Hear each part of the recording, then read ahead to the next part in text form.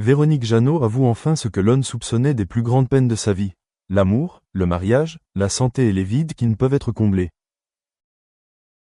Véronique Jeannot, actrice, chanteuse et écrivaine française, fête ses 68 ans avec le calme et la prévenance d'une femme qui a connu la gloire, la perte et la tristesse cachées derrière les projecteurs pendant des décennies.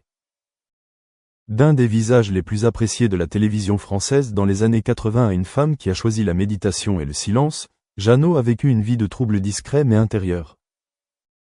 Maintenant, sans maquillage, sans rôle et dans un auditorium silencieux, elle ne peut plus cacher ce que le public soupçonnait autrefois mais n'a jamais officiellement confirmé. La plus profonde tristesse de sa vie était le désir d'être mère, un désir qui ne s'est jamais réalisé. Véronique Jeannot a eu une relation avec le réalisateur Didier Le Pêcheur qui a duré plus d'une décennie, mais les deux ne se sont jamais mariés. Leur histoire d'amour était autrefois considérée comme l'une des plus belles de l'art français, durable, sans prétention et pleine de respect mutuel. Cependant, pour Jeannot, cet amour, bien que complet, ne suffisait pas à combler le plus grand vide de son cœur, elle ne pouvait pas avoir d'enfant. À l'âge de 22 ans, elle a découvert qu'elle souffrait d'un cancer de l'utérus, un diagnostic qui a donné à sa vie une toute autre direction. Bien que guérie, les séquelles de la maladie l'ont rendue incapable de concevoir, ce qui lui a laissé un sentiment de perte indescriptible pendant plus de 40 ans. Je suis resté silencieux pendant longtemps. Je suis resté forte, occupée, immergée dans le travail pour ne pas avoir à y faire face, a-t-elle partagé dans une rare interview. Mais la nuit, quand les lumières s'éteignaient, je savais que j'avais manqué la plus belle chose dans la vie d'une femme. Bien qu'elle ne soit pas traditionnellement mariée, Jeannot n'est pas seule. Elle a toujours été soutenue par son partenaire et ses proches, mais l'absence d'un enfant, une partie de sa chair et de son sang était quelque chose qui la faisait se sentir incomplète, malgré tous ses succès à l'écran et sur scène. Véronique Jeannot a débuté sa carrière très jeune. Célèbre pour des séries télévisées telles que Pause Café, Le Tiroir Secret, Madame le Proviseur, elle devient rapidement une star de la nouvelle génération du cinéma français. En plus d'être actrice, elle s'est également essayée à la musique avec une voix chaleureuse, légère et pleine d'âme. Cependant, toutes les étapes ne sont pas un long fleuve tranquille. Il fut un temps où sa carrière ralentissait, ses rôles devenaient de plus en plus rares et les sociétés de production privilégiaient les jeunes visages. Le marché du divertissement a changé, et Jeannot a également dû faire face à des critiques pour son âge, son choix de rôle et même son silence sur sa vie personnelle. Cependant, contrairement à de nombreux artistes qui choisissent de se retirer, Jeannot sait toujours se régénérer. Elle est revenue dans des émissions de télévision, a participé à des œuvres caritatives, a publié des livres et a partagé ses expériences de vie authentiques avec le public. Son retour a été discret, mais plein de courage, montrant une femme qui ne se laisse jamais vaincre par l'échec. Le cancer à l'âge de 22 ans était une sentence qui lui faisait penser qu'elle ne vivrait jamais jusqu'à 30 ans. Mais avec de la volonté et de la foi, Jeannot a surmonté ce problème. Cependant, les séquelles de la maladie, non seulement physiques mais aussi mentales, la suivent silencieusement depuis des décennies. Lorsque les gens voient son apparence radieuse sur scène, peu savent que dans les coulisses, il y a des séances de chimiothérapie, de la douleur et des jours sans sommeil à cause d'une rechute d'anxiété. Le cancer ne vous laisse pas seul. C'est là, comme un souvenir, un rappel que vous avez un jour touché la frontière entre la vie et la mort, a-t-elle déclaré. Après tout, c'est la maladie elle-même, aussi dévastatrice soit-elle, qui a changé Jeannot, la forçant à ralentir, à se tourner vers la méditation, le bouddhisme tibétain et à apprendre à lâcher prise. Elle a voyagé en Inde pour pratiquer la méditation, a écrit des livres sur son voyage intérieur et a partagé des réflexions profondes sur la signification de la présence et de la gratitude. Même s'il n'avait pas d'enfant biologique, Jeannot a toujours été entouré d'amour. Sa famille, et en particulier sa mère, lui a apporté un soutien indéfectible pendant son traitement contre le cancer et les années de convalescence qui ont suivi. Ses proches ont toujours respecté son choix, même s'il se sentait parfois le cœur brisé lorsqu'il la voyait seule dans son désir d'être mère. Un ami proche a dit un jour, « Véronique ne cesse jamais plaindre de son sort. Mais si on la connaissait vraiment, on ressentirait une tristesse sourde qui l'accompagnait, la tristesse d'une femme qui avait tant d'amour, mais pas d'enfant à qui le donner. »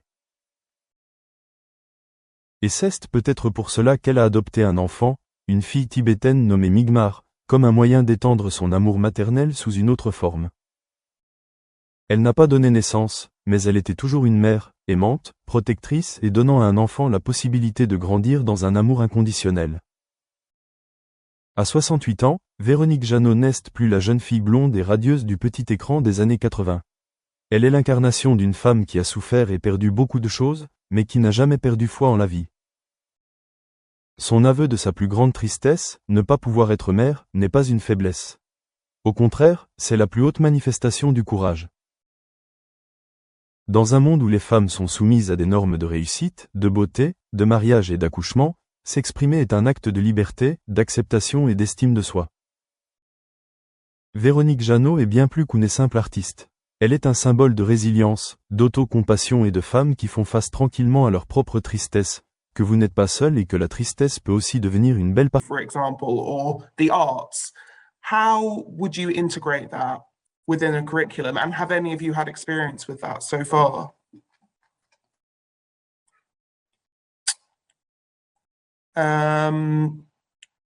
Dolnaz, thank you. I can see your hand up. Yeah, sorry. So in this case, we conduct the exit survey from our graduates, and then we try to conduct the second survey after, let's say, 4 or 5 months. So and we think that they need to have job offers and in which problem they face in this stage. Therefore, we conduct this information from our alumni and analyze in each educational program, so how we can redesign this program. So this is the first point. And second point about professional certification. We have these types of certification. As example, in the business school, we have ACCA certification and etc. From the School of Engineering, it's the Cisco and another IT companies professional certification, and we also think that this can help our graduates to find job fast in the short time. So in the other point is in Kazakhstan we have national rating Atanikian, which analyze each educational program from bachelor in each university in Kazakhstan, and they analyze in what time the graduate of the university can find job, and the average time is 3 months. So they think it's okay if the graduates can find job in 3 months. If it's not, they recommend to redesign the course and etc. Design of activities, and they analyze course design also. So thank you. I think I just want to kind of switch to talking about kind of, for example, with course design. One of the key challenges a lot of universities face is faculty development. So training your faculty to be able to support these different types of curriculum. So what support do you think staff and faculty need to ensure that their digital learning offerings produce these employable graduates? For example, is there any support that you yourselves would want that you don't feel like you get sometimes? Yeah, in SDU, we have external consultant, Ms. Sofia Bat. So they consult our faculty for curriculum design,